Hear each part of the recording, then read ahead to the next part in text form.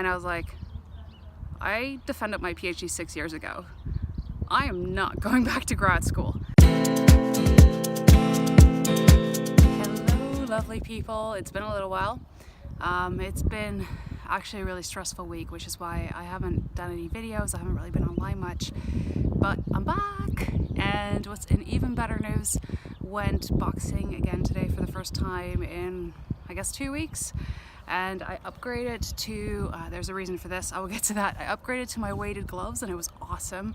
So that's been a long time since I boxed with, you know, the proper full-size gloves.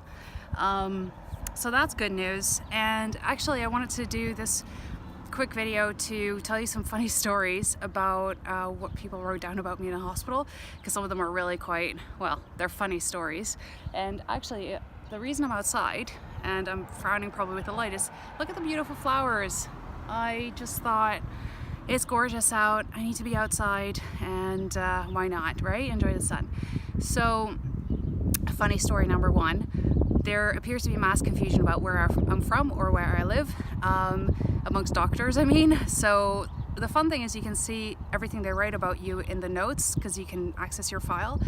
And there's been stuff like, oh, she's American, she's Canadian, she's German, she's in London for grad school. And I was like, I defended my PhD 6 years ago. I am not going back to grad school. I'm willing to do a lot of things, but I'm not going back to grad school. Where the hell that came from, I have no clue because they never told me. Another hilarious one is the genetics person wrote in his official report, wait for it because this one's good, we tested your colorectal tumor. And I was like, what? I don't have one of those. I have other tumors. I have quite a few other tumors, but I don't have a colorectal one. So where the hell they got that from is absolutely beyond me. I mean, call it an autocorrect problem, call it a typo, but that's a heck of a typo to make. I mean, you're kind of in the right direction with the digestive system, but other than that, you're totally off base. So that was hilarious.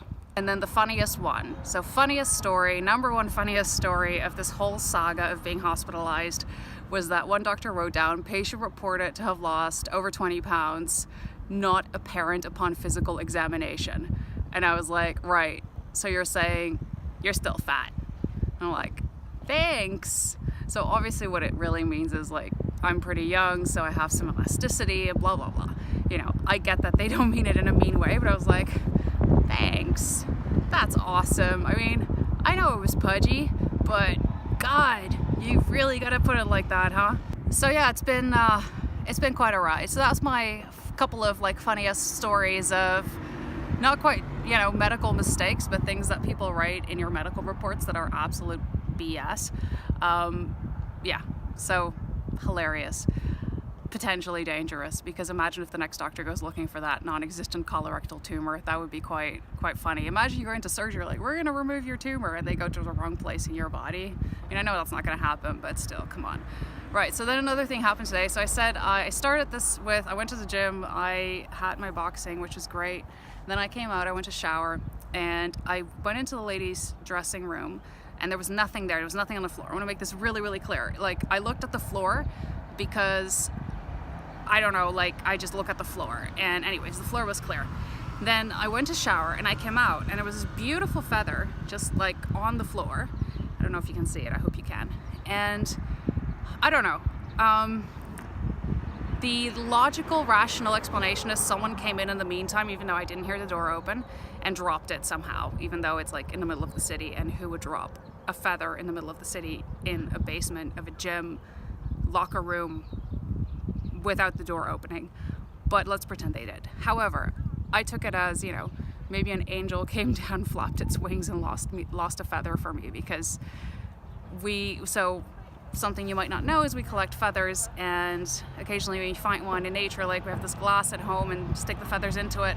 But this one, I don't know, it feels kind of special, like a little sign, so I'm sticking it in my phone case and I'm keeping it close. Call me crazy if you want, you probably do already anyways, that's fine, I'm totally cool with that. But yeah, it was kind of nice.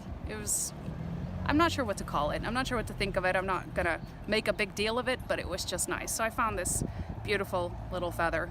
And all of that, just, you know, that and the boxing made my day. So it's a good day today. And I hope you have a great day too. And as always, I will see you next time. Bye.